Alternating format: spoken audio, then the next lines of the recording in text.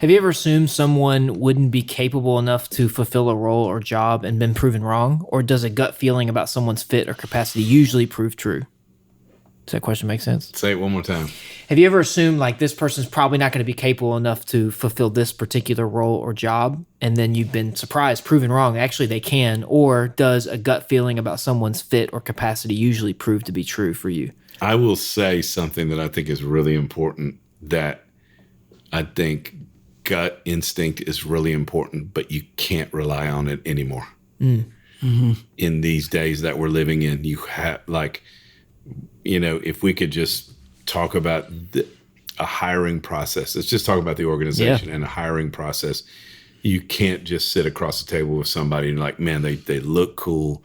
They dress cool. Yeah. They have good language. They got good hair. Great posture. They got good They got good hair. They're saying all the right things, man. They wow. And you go away saying this guy could be a game changer until you do the background check. Yes. Until you call their references. Yes. Until you put them through all of the assessments that they need to be put through. Mm-hmm. You can't. I've gotten bit by first impression syndrome, where you're just intoxicated by some aura of someone, and you think, man, they are gonna be God's answer to our youth group or worship team or our staff. You can't do it anymore. Mm-hmm. You have to put people through an interview process, protocols. I mean, and only then, after all the assessments, and you will know as best as you can what their downside is, what their weaknesses are. We all have them, by the way. So, and then you're making, by then all of the romantic vibe of them, you know what I mean by romantic? Like, man, this is exciting. Yeah, it just feels like, all that, you got to get rid of all that, because it's not healthy. I don't think it's good. Yeah, it's an infatuation piece with leadership. You get through all that, you get rid of all that by doing the interview process right, and then by the end of it, it's not quote unquote sexy anymore and exciting, and it's more of like, okay, we know what we're getting into. Yep.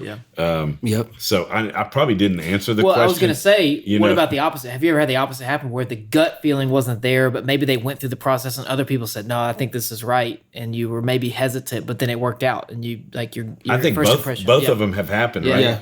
And it's when the latter happens, it's because you weren't taken up with their aura. And it was their actual gifts and skills that proved that they were capable. And, I would say these days, everybody needs to have super, super really good HR processes when it comes to hiring. And a lawyer needs to be involved.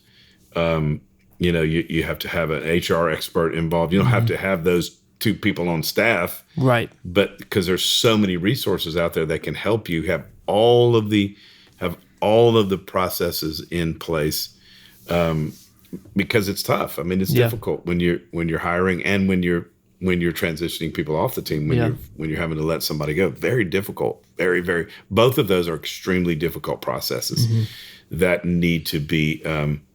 It needs to be a good process that you feel, and even when you have all the processes working really well, it's still very difficult, and there's still going to be failures in the in who you hire. It's going to happen. Yeah.